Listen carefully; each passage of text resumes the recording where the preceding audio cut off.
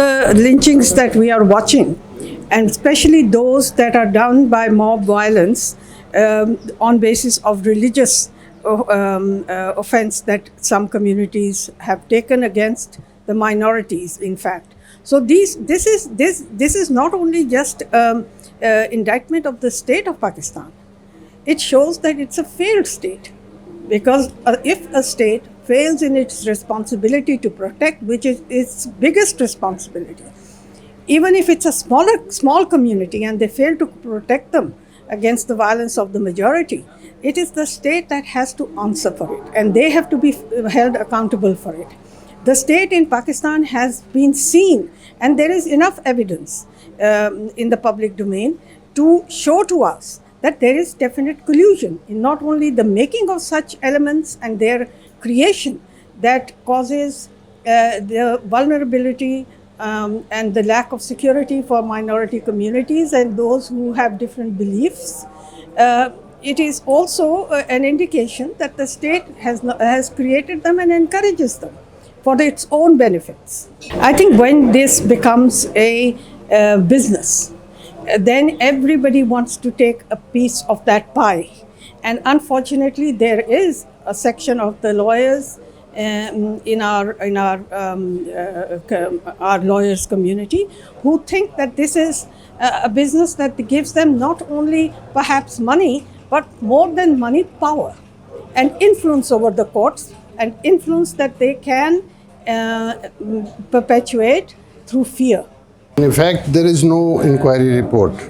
So what the government of Punjab had to submit to the Supreme Court was their findings about the entire investigation, which they failed to do miserably.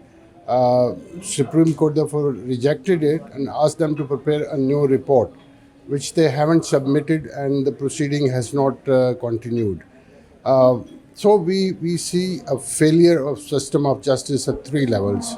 It failed in the investigation to start with and prosecution, because there is no accused behind the bars, and all accused, some more than 200 people who were accused, named, they have been released either on bail or acquitted.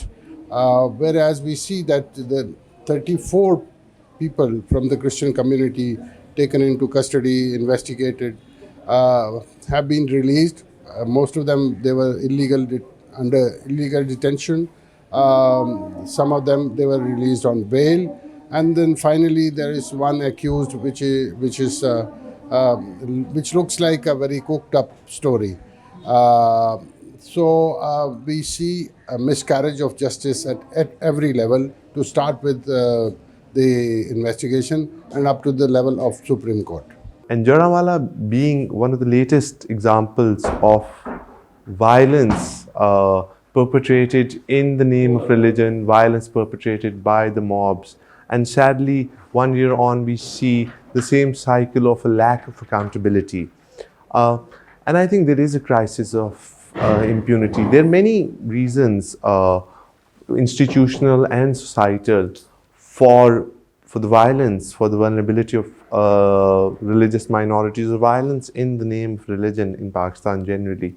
But the first step, and one of the most important steps towards that, would be ensuring accountability.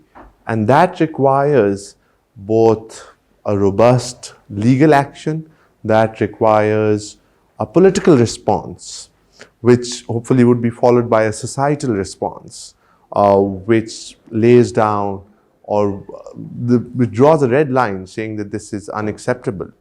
And so far, sadly, it hasn't happened, but one hopes that it does in this instance, and not wait for the next incident where we're having this same conversation again, because we've been having the same conversation now for years, if not for decades, and it's time that there is accountability